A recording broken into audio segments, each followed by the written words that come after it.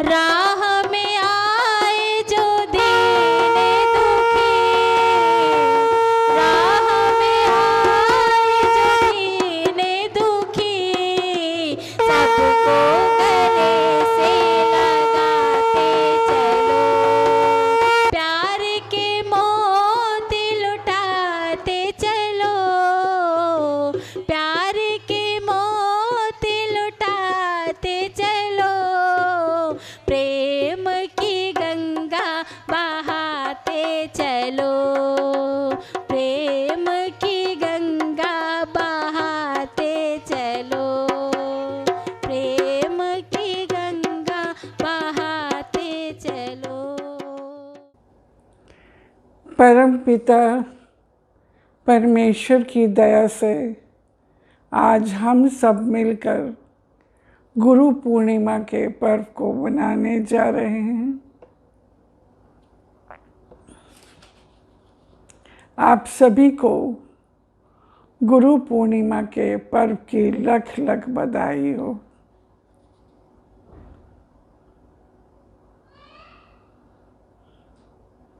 यद्यपि जीव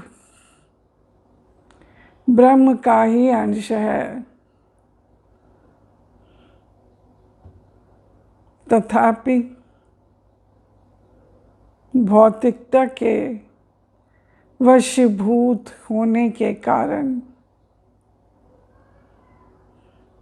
आत्मा चैतन्य के वशीभूत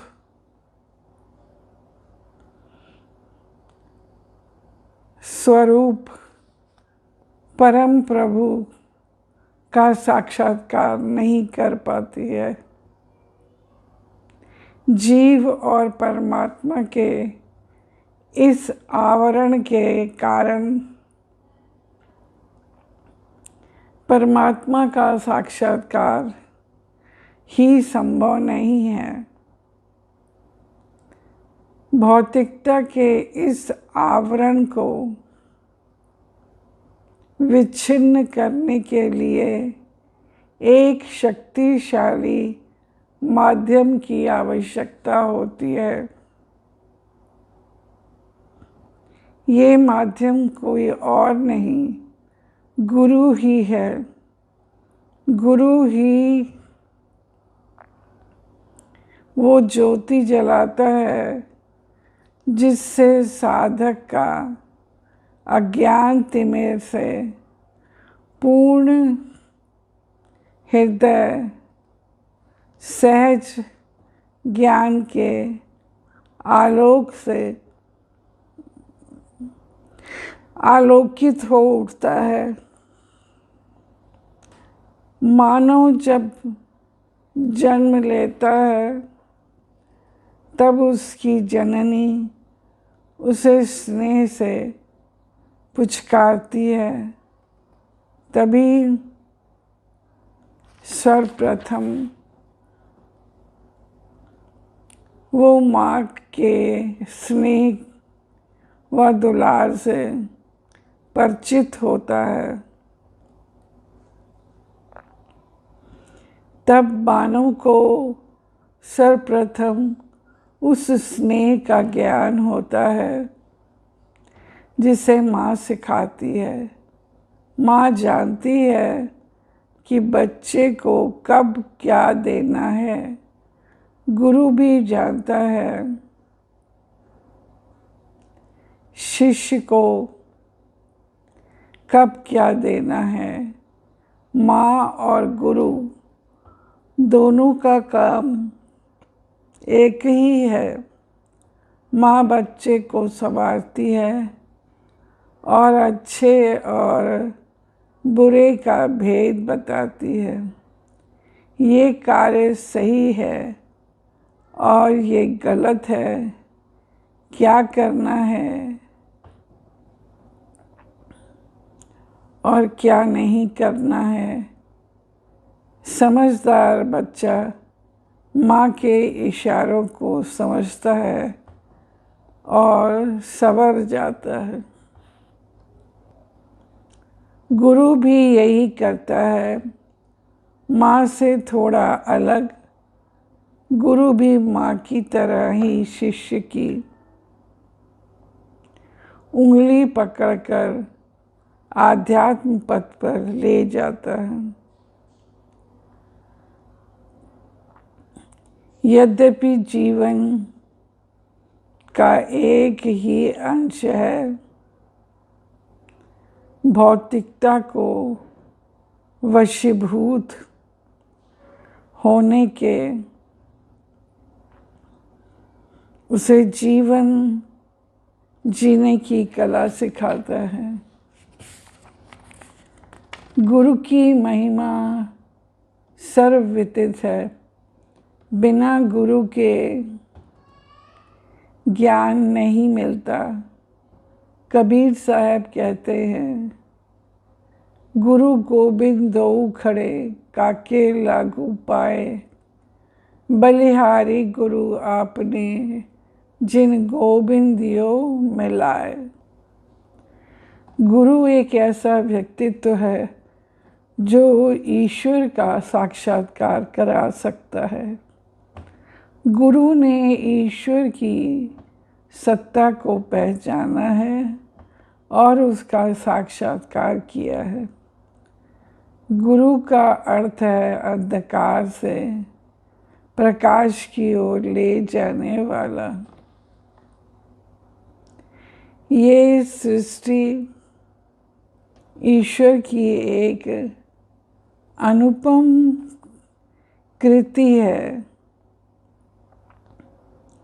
संसार रंगमंच है। ये एक व्यक्ति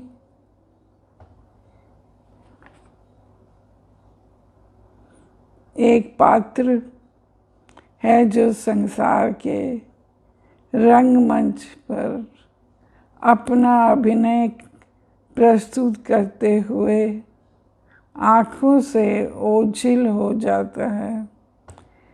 इस प्रकार ये जीवन यात्रा चलती रहती है। ये जीवन यात्रा कब शुरू हुई और कहाँ तक चलेगी, इसका किसी को नहीं पता। ये आज भी रहस्य का विषय है। महापुरुषों, ऋषियों और महापुरुषों ने अपनी साधना द्वारा जो कुछ अनुभव किया उसे सबके समक्ष रखा। जीवन यात्रा का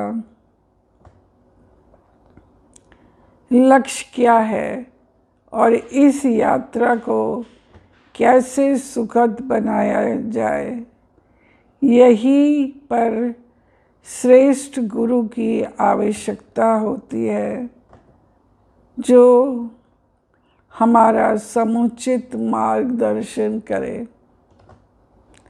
पुराने जमाने की बात है, किसी गुरु के पास एक युवक आया। आते ही उसने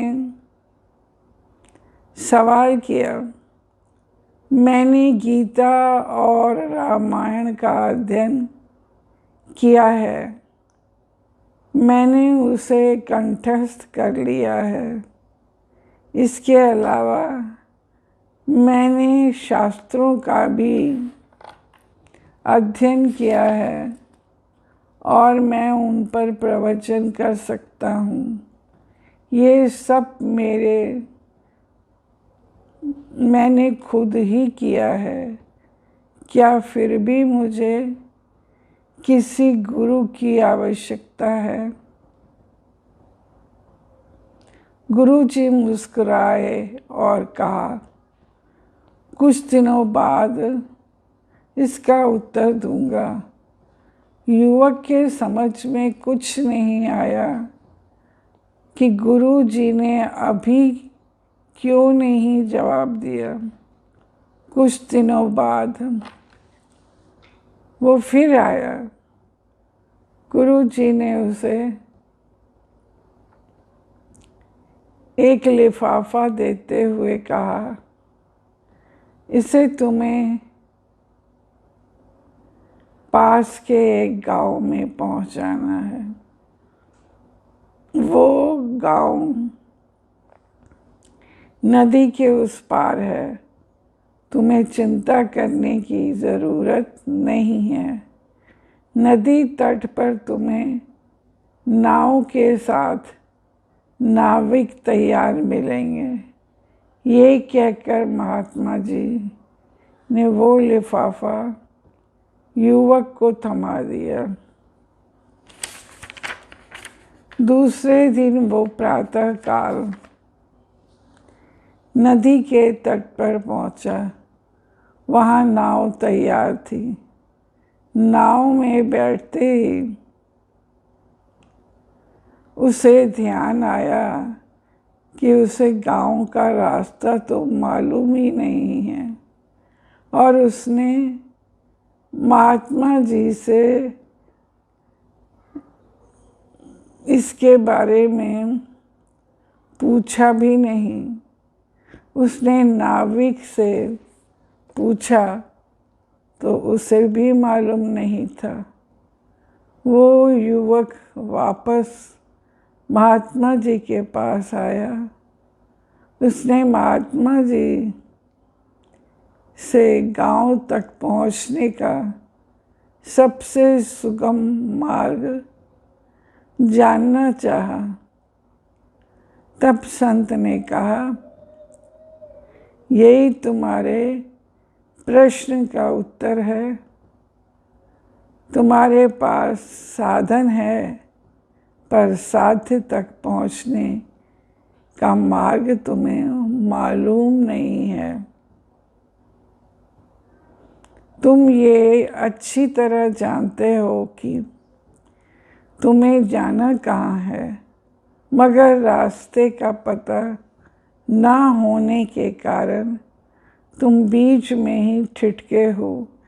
इसलिए तुम्हें एक ऐसा मार्गदर्शक चाहिए जो उस रास्ते को जानता हो। ठीक उसी तरह जैसे तुमने शास्त्रों का अध्ययन तो कर लिया, पर उसकी गहराई में उतरने के लिए तुम्हें एक गुरु की आवश्यकता है।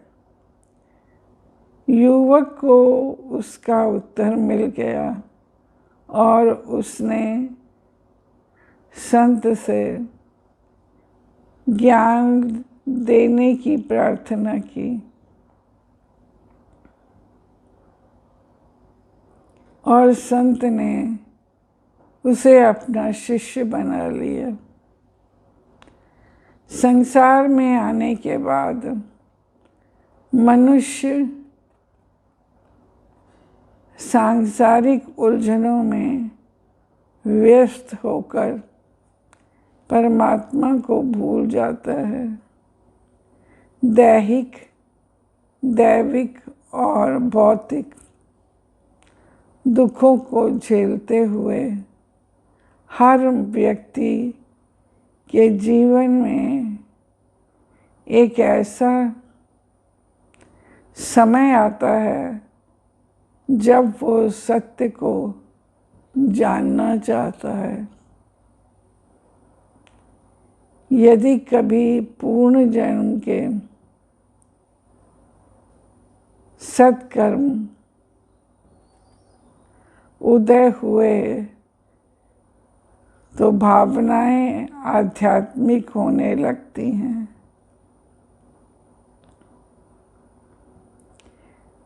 ऐसे में मनुष्य के अंतर मन में ये जिज्ञासा प्रबल हो जाती है कि वो कौन है, कहाँ से आया है और कहाँ जाएगा। इस जिज्ञासा के बलवती होने पर ईश्वर उस व्यक्ति के पास ऐसे प्रबुद्ध तथा आध्यात्मिक महागुरु को भेजता है जो उसका मार्गदर्शन कर सके। ऐसा महापुरुष जिसे आत्मा और परमात्मा की पहचान होती है, वही सच्चा गुरु है। वही हमें सत्य मार्ग बताकर परम आनंद की प्राप्ति तथा दुखों से निवृत्ति दिलाता है। सतगुरु अपनी दिव्य दृष्टि से देखता है कि ईश्वर प्रत्येक जीव में किस प्रकार व्याप्त है। गुरु के महात्म्य का वर्णन करते हुए शास्त्र कहते हैं, गुरु ब्रह्मा, गुरु विष्णु, गुरु देवो महेश्वर,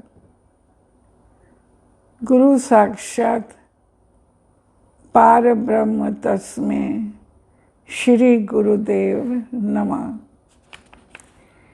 यही सतगुरु मानव को अपनी शरण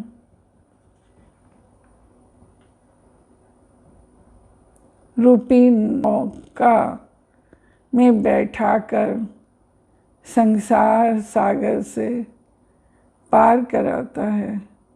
जब वो भगवान का बेड़ा अपनी कृपा की पतवार से पार लगाता है तो उसका दर्जा संसार के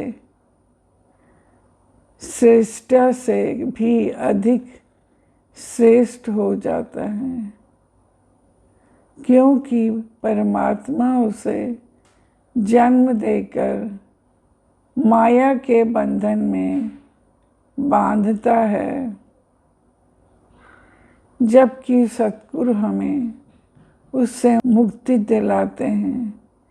इसीलिए कबीर साहब कहते हैं, तीरथ गए ते एक फल, संत मिले फल चार, सतगुरु मिले तो अनंत फल, कहे कबीर विचार। दूध के अंदर मक्खन घी होता है, परंतु वो दिखाई नहीं देता, जबकि दूध की प्रत्येक बूंद में घी का अंश समान रूप से व्याप्त रहता है। इसी प्रकार संसार की प्रत्येक वस्तु में परमात्मा विद्यमान है, लेकिन वो हमें दिखाई नहीं देता। सतगुरु अपने शरणागत शिष्य को ही एक प्राणी मात्र को संवारने सुधारने में लगे रहते हैं। उन्हें मात्र बनाना ही आता है, मिटाना नहीं। यदि वो मिटाते हैं तो अज्ञान, अहंकार और असत्य के भाव, अज्ञान का अंधकार और वासना मैल के आवरण को सतगुरु ही कृपा रूपी दीप तथा करुणा रूपी साबुन से ही दूर करके प्रकाश में धवलता प्रदान कर सकते हैं। जब सतगुरु अपने शिष्य में उसके अंतस को भक्ति तत्व से भरकर अपनी कृपा के दीप से प्रज्वलित कर देते हैं, तो दैविक और भौतिक अमावस उनके जीवन से सदा के लिए तिरोहित हो जाती है। मन में उज्ज्वल प्रकाश फैल जाता है। सतगुरु कृपा के सिंधु हैं, मनुष्य के रूप में हमारे रक्षक और माया मोह का घोर अंधकार विनष्ट करने के लिए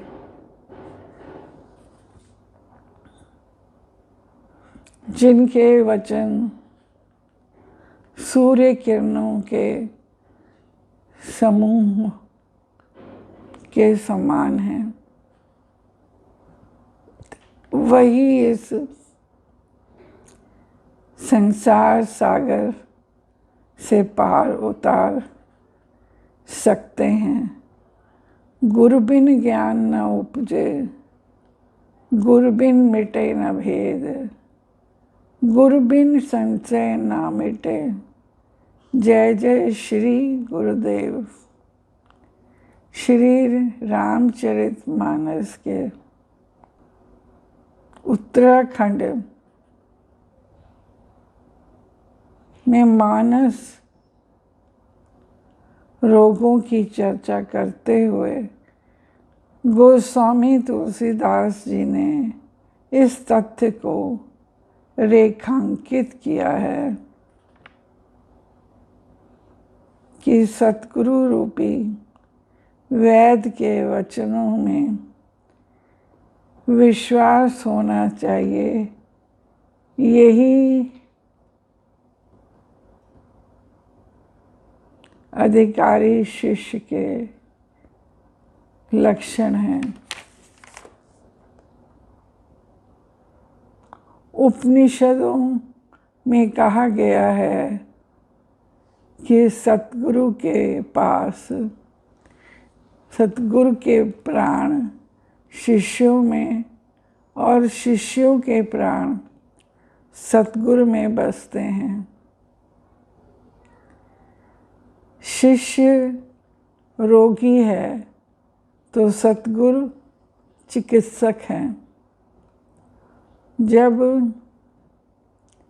शिष्य दैविक भौतिक तपों में ग्रस्त हो जाता है तो सतगुरु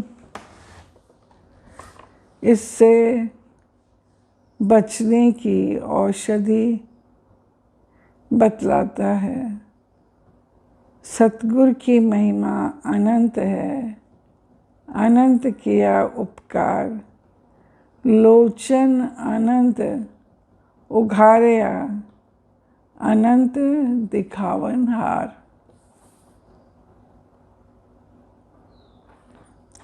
अनेक वर्षों के तप सहन करने के उपरांत जब किसी पत्थर में शक्ति आती है तब वो हीरा बनता है। इसी प्रकार अनेक वर्षों की तपस्या के बाद कोई दिव्य आत्मा गुरु में अवतरित होती है और मेघ बनकर सतगुरु प्यासे शिष्यों तक पहुंचता है और परमात्मा का ज्ञान शिष्यों तक पहुंचने का कार्य सतगुरु ही करते हैं। जिस प्रकार एक कुशल कारीगर साधारण पत्थर को तराश कर एक सुंदर मूर्ति का स्वरूप प्रदान कर देता है, उसी प्रकार सतगुरु शिष्य को परम तत्व का ज्ञान कराकर उसे भगवान की असीम अनुकंपाओं को शिष्यों के पास पहुंचने का कार्य सतगुरु ही करते हैं। सतगुरु के वचनों में श्रद्धा तथा विश्वास होना शिष्य के लिए अत्यंत हितकर होता है। गुरु तो सदा ज्ञान रूपी अमृत की वर्षा करते हैं। सौभाग्यशाली शिष्य ही उसे समेट पाता है, जो ज्ञान को समेटकर अपने आचरण में उतार लेता है। उसका जीवन सार्थक एवं धन्य हो जाता है। सतगुरु सजीव ग्रंथ है, सतगुरु तीर्थ है और ज्ञान की ज्योति है। वो शिष्य की आध्यात्मिक यात्रा को प्रकाशित करता है। सतगुरु साक्षात ब्रह्म है, जिसमें समस्त लौकिक और पारलौकिक ज्ञान समाया हुआ है। गुरु के उपदेश तथा सानिध्य से शिष्य के जीवन में क्रांतिकारी परिवर्तन आ जाता है। गुरु के रूप में नारद जी ने एक लुटेरे को महर्षि वाल्मीकि बना दिया।